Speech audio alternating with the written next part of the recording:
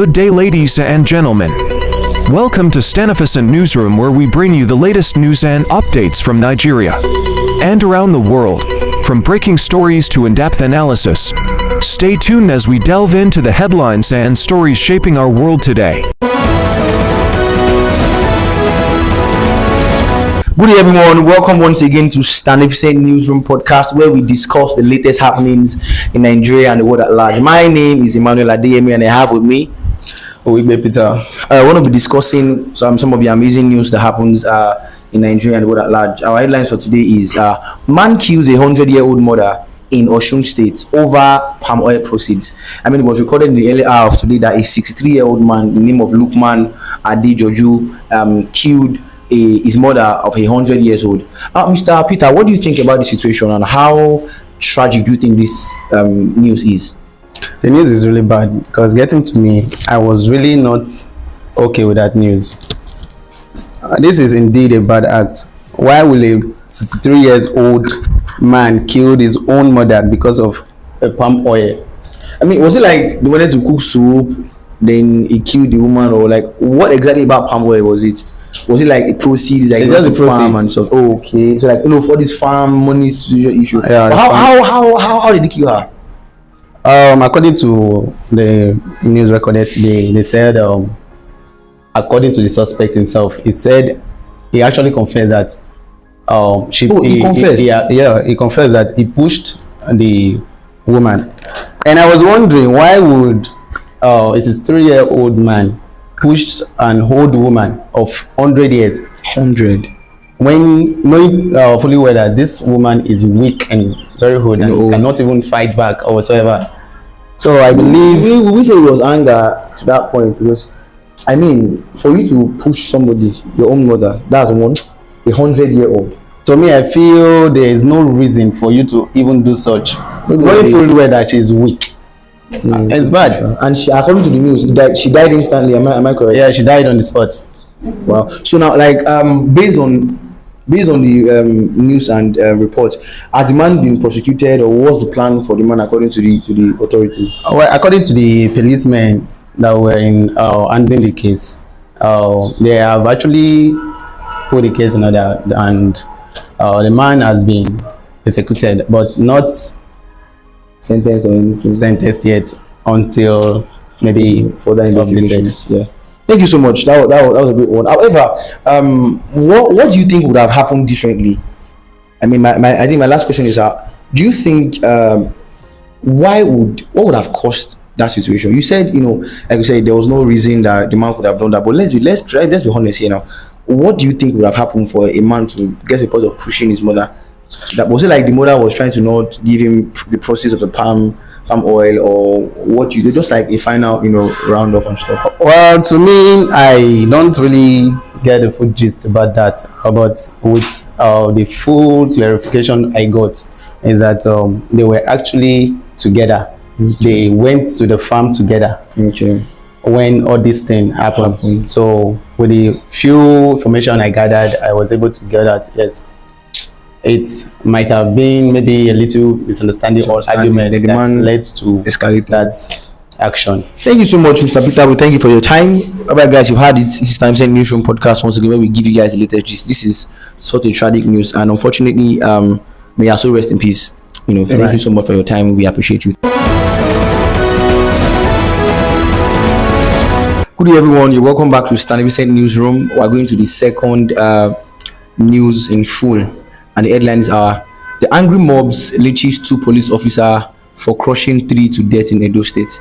It was recorded in the hours of today that policemen crushed and killed a student, a woman, and a motorcycle rider in front of Ipeshe Grammar School in the locality of Edo State. I have with me Joy NSO. And we're going to be discussing this news. I mean, Ms. Joy, what do you think about this killing and this situation that happened in Edo State? How do you think it affected the families involved, and why would the policemen do this? Well, it's a very sympathetic situation that we in Edo State has to experience such a strategic situation. Well, We actually we sympathize with the family of the deceased and the police involved, and we just have to take everything easy in these hard times. A lot have been happening. Now that we understand that it was a tragic situation, how did it happen? Like, how did the policemen get to commit such atrocities? Okay, it's an accident that happened. They were on duty. The policemen, they were escorts of Honorable Emmanuel. So they were on their way going for, I think it was a meeting where they got an accident, and the next thing, the angry mob, because of what happened, I think the killing of the student, the woman, Mother and the motorcycle rider. So the youths were angry, and then they descended on the policemen. They beat two to death, and Two to death? Yes, two to Wow. death, and then the other two escaped through the help of a vigilante group. Wow. Trust me, that is such a tragic situation. But just like you said, we are very we express our sympathies to the family involved. We express our sympathies to the student. Do you have an idea if they are related, or it's just like a bike? Because I mean, a student, a mother, and a bike. It feels like maybe the student and the mother, are they related? No, I don't. There's think they are no related. information on that yet. Yes. We're going to make our further research. Thank you so much, Sis Joy. Thank you for your time. All right, guys, you've heard it. We thank God for everything. We are also, expressing our sympathy to the family of the deceased. We pray that God comforts them.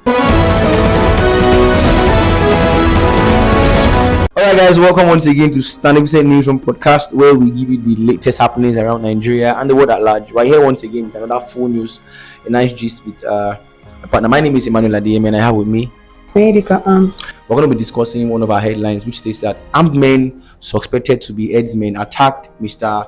Tewase Obunde, if I pronounce that correctly, a former chief of staff to Governor Samuel Ortom, on Friday evening, leaving him with a bullet in his arm before abducting his wife and a maid.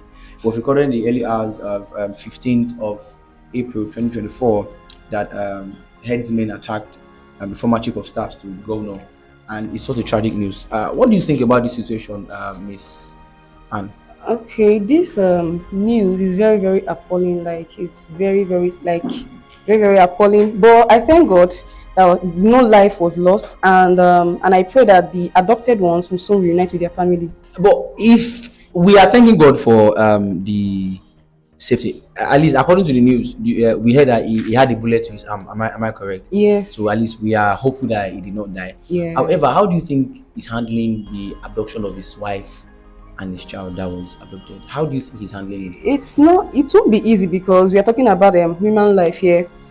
We're not talking about animal, it's human life you're talking about. So it won't be easy, but we pray that the wife would soon be found. I was thinking earlier before we started this amazing experience and discussion. Before we even go into the abduction of the chief of staff to the governor and stuff, this situation of headsmen, it has been very rampant in Nigeria. We've heard of people being afraid of traveling by road because of kidnap and stuff.